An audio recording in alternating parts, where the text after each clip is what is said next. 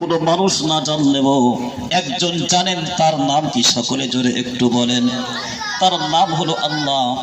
আল্লাহ পাক অবশ্যই জানেন, ইন্নাহু হুয়াস সামিউল বাসীর। পৃথিবীর জমিনে যা কিছু হয় আল্লাহ পাক সবকিছু শোনেন এবং সবকিছু তিনি দেখেন।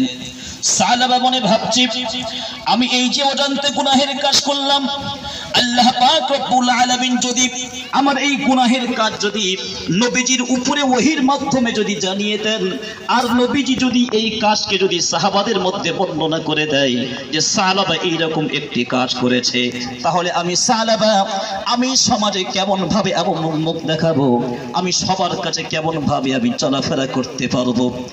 এই ভেবে সাহাবা কি করলো? সাহাবা আর মদিনার জমিনে আর থাকে না। মদিনার জমিন ত্যাগ করে ঘর বাড়ি ছেড়ে ওই সাহাবা চলে গিয়েছে ওই পাহাড়ের পাদদেশে।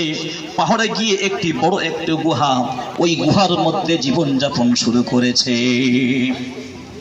আল্লাহ রাব্বুল আলামিন বলেন, قل للمؤمنين يغضون من أبصارهم ويحفظوا فروجهم।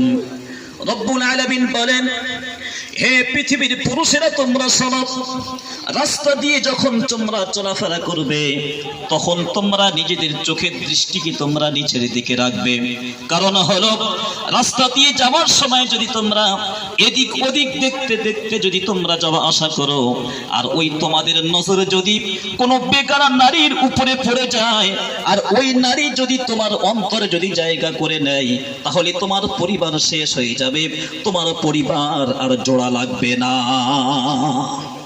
ঠিক ওই রকম ভাবে আল্লাহ পাক মহিলাদের ব্যাপারে বললেন, وَقُلْ لِلْمُؤْمِنَاتِ يَغْضُضْنَ مِنْ أَبْصَارِهِنَّ وَيَحْفَظْنَ فُرُوجَهُنَّ। রব্বুল আলামিন বলেন,